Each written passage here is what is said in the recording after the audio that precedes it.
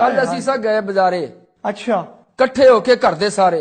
अच्छा बाजार च नहीं सी गहमा गहमी, सारी दुनिया सहमी सहमी, सौदा सलफ खरीदन लगे, दोवें जी सा अगे अगे, मेरे बाल दुकानों बाहर खड़े सन, पैसे हत्थां विच फड़े सन। वाह वाह वाह वाह वाह वाह बालां कोल एक बालड़ी आई, अच्छा चुप सी वटी नीवी पाई।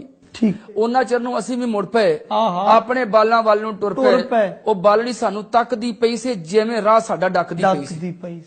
ਬੇਗਮ ਦਿੱਤੇ ਰੁਪਈਏ 10 ਸੀ। ਅੱਛਾ ਮਾਸ਼ਾਅੱਲਾ ਬੜੀ ਗੱਲ। ਬੇਗਮ ਦਿੱਤੇ ਰੁਪਈਏ 10 ਸੀ।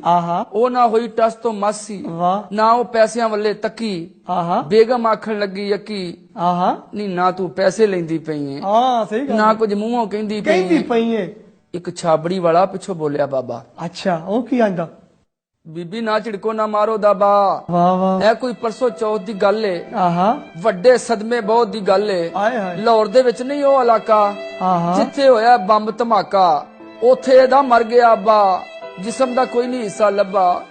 ਮਾਪਿਆਂ ਦੀ ਬੜੀ ਲਾਡਲੀ ਧੀ ਏ, ਉਹ ਪਿਓ ਦੇ ਬਾਝ ਨਾ ਲੱਗਦਾ ਜੀ ਏ। ਕੱਲ ਪਰਸੋਂ ਦੀ ਇਹ ਘੁੰਮਦੀ ਪਈ ਏ, ਹਰ ਇੱਕ ਨੂੰ ਇਹ ਪੁੱਛਣ ਡਈ ਏ, ਸਭ ਨੂੰ ਕਹਿੰਦੀ ਚਾਚਾ ਤਾਇਆ ਮੇਰਾ ਪਾਪਾ ਕਿਉਂ ਨਹੀਂ ਆਇਆ। ਅਸੀਂ ਸੁਣੀ ਉਹ ਦਰਦ ਕਹਾਣੀ, ਅਸੀਂ ਤੇ ਹੋ ਗਏ ਪਾਣੀਓ ਪਾਣੀ। ਮੇਰੀ ਗੁੱਡੋ ਮੈਨੂੰ ਕਹਿੰਦੀ ਪਾਪਾ ਇਹਨੂੰ ਮੇਰੀ ਦੇ ਦੇ ਮਹਿੰਦੀ।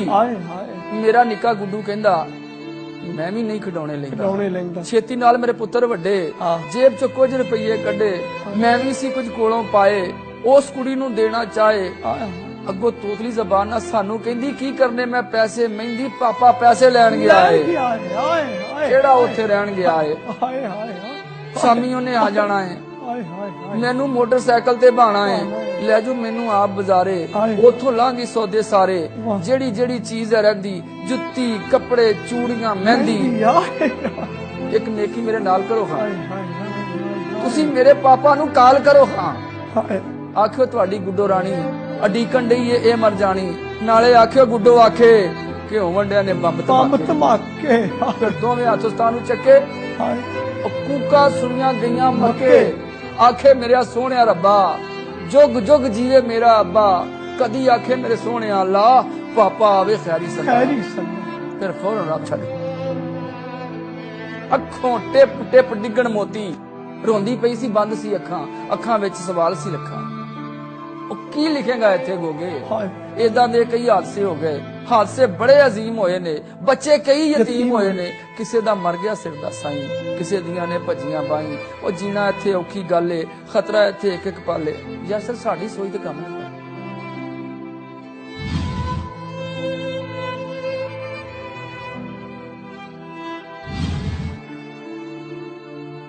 ਕਿਉਂ ਹੁੰਦੀ ਹੈ ਦਹਿਸ਼ਤਗਰਦੀ? ਹਕੂਮਤ ਪੁੱਛੇ ਚਾਹੁੰਦੇ ਕੀ ਨੇ, ਉਹ ਦਹਿਸ਼ਤਗਰਦ ਵੀ ਇੱਥੋਂ ਦੇ ਨੇ। ਇਹਨਾਂ ਦੇ ਨਾਲ ਗੱਲ ਕਰਨਾ, ਮਸਲੇ ਬਹਿ ਕੇ ਹੱਲ ਕਰਨਾ, ਬਾਹਮ ਰਲ ਕੇ ਬਹਿ ਜਾਣ ਦੋਵੇਂ। ਮੇਰੀ ਕੌਮ ਤੇ ਸੁੱਖ ਦੀ ਨੀਂਦਰ ਸੋਵੇਂ, ਕੌਮ ਤੇ ਸੁੱਖ, ਮੇਰੀ ਕੌਮ ਤੇ